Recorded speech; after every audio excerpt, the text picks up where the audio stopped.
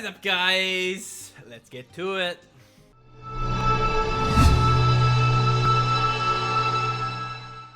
So welcome today, guys. We have the Hyper Scape patch notes. Yes, I'm not wearing a shirt. I shall not expose my chest for views, however. Oh, actually, no. But real talk, boys. Today we have the Hyper Scape patch notes up here. We got a lot of interesting buffs and nerfs that they've added. Personally, I think they've gone over the top with quite a few of them. So we're just going to read through them all. I'm going to run you guys through what I think, how it'll impact the game. Alright, let's get straight into it, boys. So first up, we will run through the weapons. Now, the first weapon that we can see has had a nice buff is the Ripper. So previously, the Ripper did feel a little bit weak compared to other weapons. Things like the Harpy. Obviously, the Harpy has a much larger fire rate. The spread's a lot further spread apart at longer range. So, but the Ripper for an assault rifle felt very under-rewarding. But now that they've upped that damage, it's gonna... Yeah, you may think it's only 2 damage, but with the fire rate and blah, blah, blah, all that fun stuff, the increased damage will actually make the gun viable now. Personally, I didn't really run this gun in the past. I do like guns that require tracking as well. But personally, I didn't run this in the past, but I think that this buff will actually make the gun a bit more viable. We might be seeing it in a few of my videos in the future. Next up, one of my favorite guns in the game, the Riot 1. So, the Riot 1, very strong pistol, 4-shot kills. If you hit in the chest, I think it's 2 or 3 for the head. So this is my go-to gun. I use this, I would probably say 90% of my games. You'll see at the end of the video as well. You know, we win lots of games with the Riot 1. We got, in one sitting, I'll just say, you know, 6 wins in a row. Just saying. But no, the Riot 1 definitely didn't need the buff that it received. Again, very happy it received the buff. It just really emphasizes the fact that I'm going to be using it a lot more. But yeah, I definitely don't think it needed it. It's just going to make those flicks super satisfying now. So now we're moving on to the Mammoth. Now, shotgun in this game is...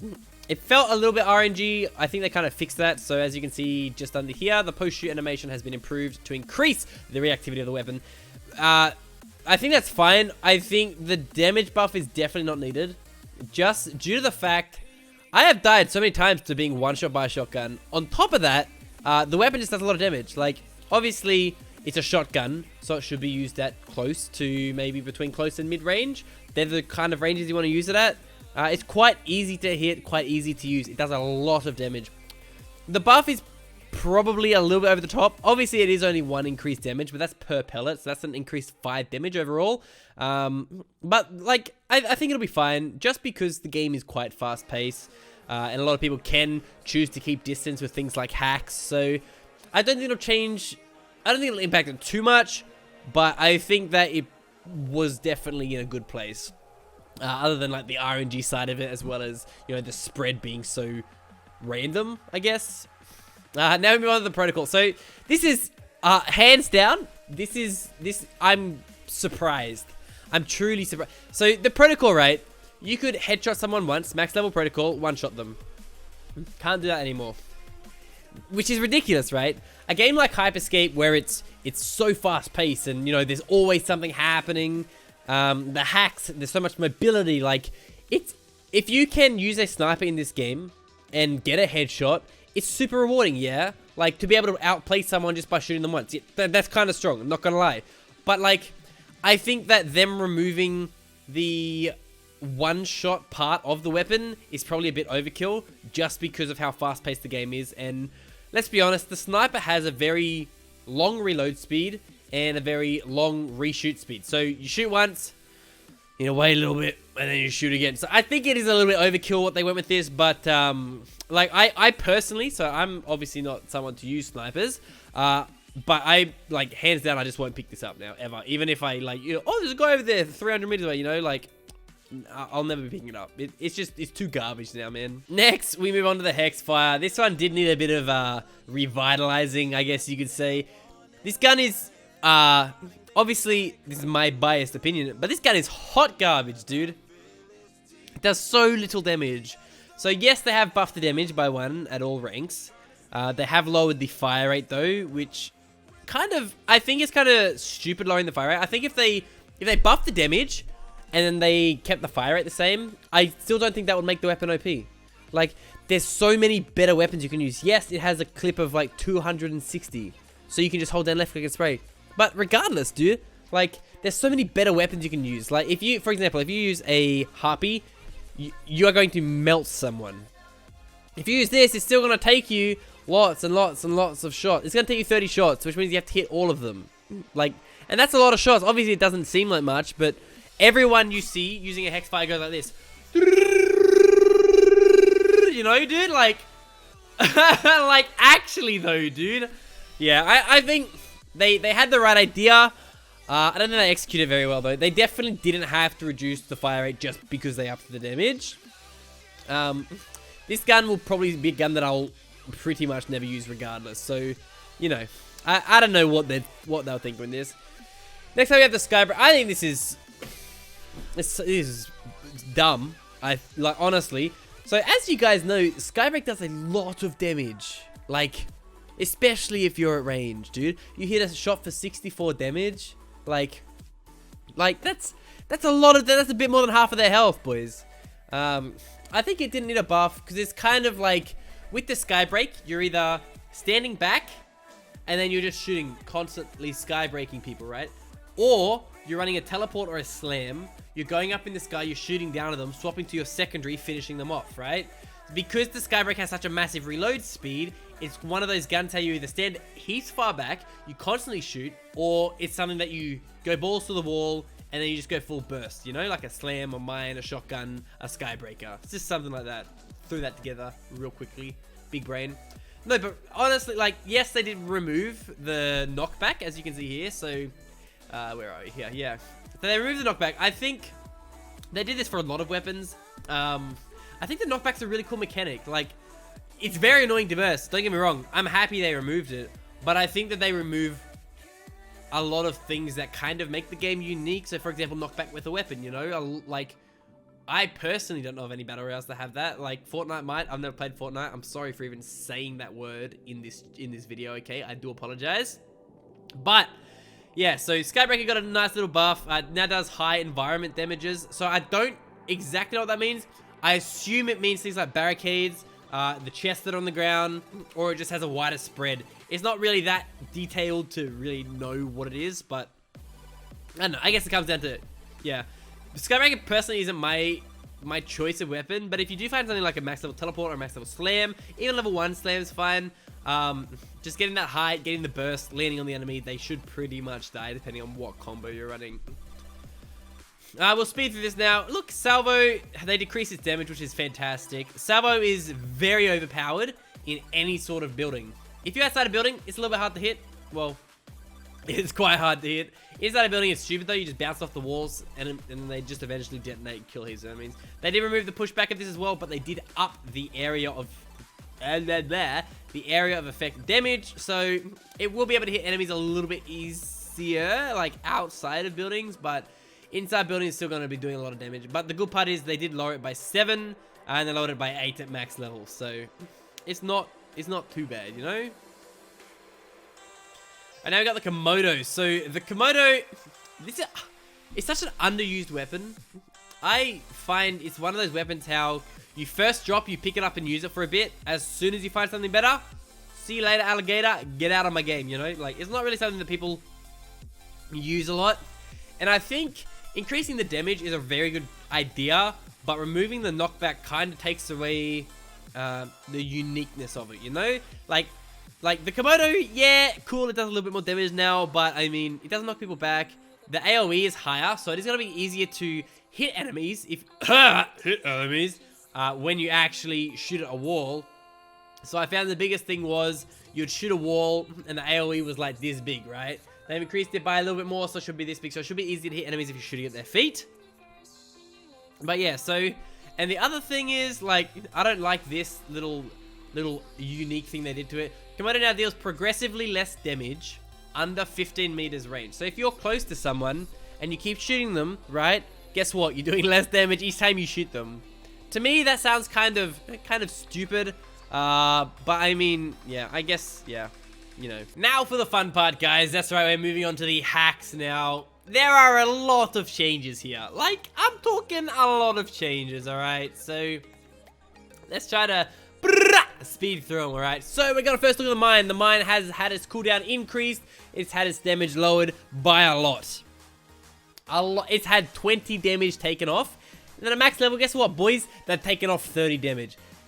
Mine is so not beneficial to have now. Yes, it is still free damage, but guess what? Less chase time by 7 seconds, so it's going to stop chasing and detonate after 8 seconds of chasing an enemy. Decreased projectile HP, guess what? It takes even less damage to kill now. It has a smaller detection radius, and it only lasts for 30 seconds now. Yes, 30 seconds is still a long time to have something sitting there, but if you're set up in a building, you're going to have to keep constantly placing them.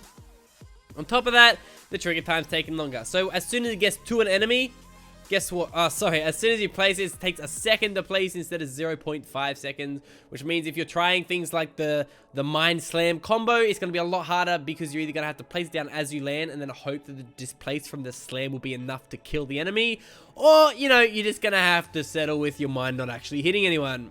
Next up, we have the wall. They have decreased the duration to 9 seconds from 25, which is kind of insane. The fact that wall now lasts for such a short amount. What they wanted to do is actually really smart that they did this. A lot of people would be capturing the crown, building max level wall, and then just building all the way up. Constantly building all the way up. Once you get high enough, a lot of weapons can't actually hit you unless you have a Skybrake or a sniper. So if you're shooting at someone's wall from a mass distance, right, you'd say you have a right one, it won't hit that wall, okay?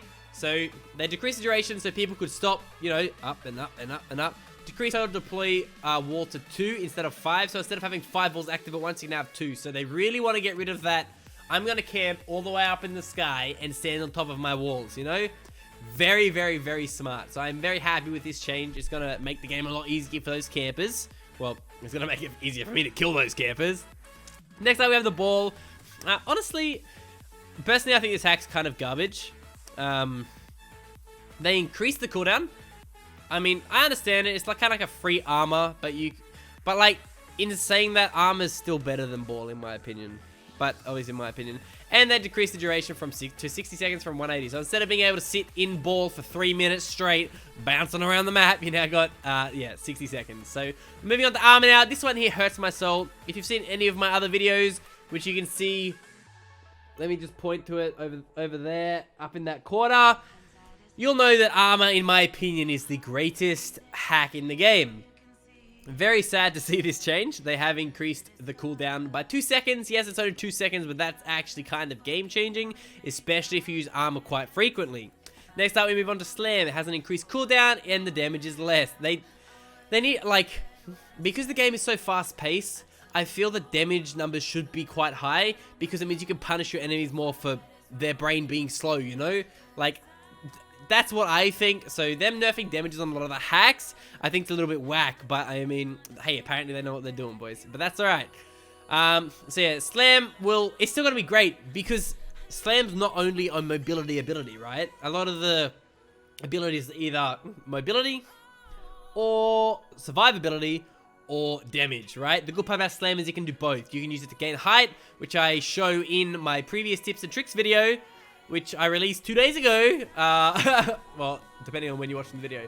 But yeah, so I've got that, so you can use slam to get mobility and damage. So I guess they're kind of trying to balance slam out. It is quite strong. You can get a lot of good one-shot combos off with slam.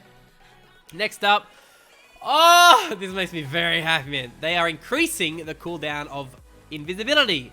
Now, this is very good, okay? Because the only way you can see or know where an invisible person is by using these bad boys or by using a reveal. Most people don't usually run reveals in solos as well as squads. I have a teammate that runs a reveal all the time.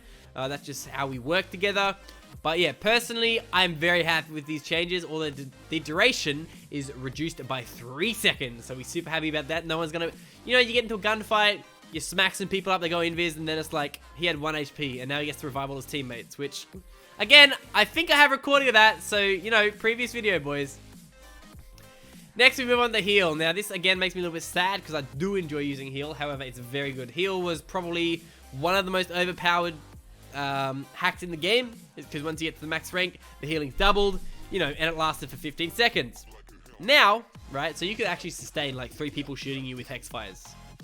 So, the cooldown has been increased, so it's going to take longer to get that back up, as well as the duration is lowered, which is fantastic because it means you're going to be able to win more fights because people's healing are running out faster. The thing is, though, with healing, so if you see here, 9 seconds, alright, 9 seconds on heal, and 9 second cooldown. So you're still going to be able to put it down as soon as it expires. So I guess they kind of haven't changed that aspect of it, which isn't too bad. Teleport, pretty simple. It, you know, it had its cooldown increase. Personally, I don't think I needed that. But I do understand, though. Mobility abilities on low cooldowns are super frustrating, just because enemies can get out so quickly. Also, one of these, oh my gosh, dude, I'm very happy with this. So they decrease sector decay damage by, down to a 3 times multiplier instead of 7 times multiplier. Reason for this is, right, you think about it, yeah? You join in a game, there's 11 squads, you spawn on the back left corner of the map, you have to go over the Tora Gardens. You drop in the dead zone, guess what? You just spawned, dropped, died, have to restart, go into a new game. So, I'm just saying, yeah, it's kind of unlucky, you know? Also, guys, just keep in mind, we do have the full launch of this game on the 11th of August. I'm very, very much looking forward to that. If you play the beta, you get a free 600 coins. Really fantastic. They will be releasing a 100 level tier battle pass as well, which is kind of exciting. I really look forward to pumping out those wins. On top of that, they are releasing a new weapon, which is called the Dragonfly. It is a mid-range weapon, as well as they are releasing a magnet hack. And from what I've read, it traps enemies, so I'll be super excited to see how well that works. Welcome you for reaching the end of the video. Make sure you like, subscribe, and comment.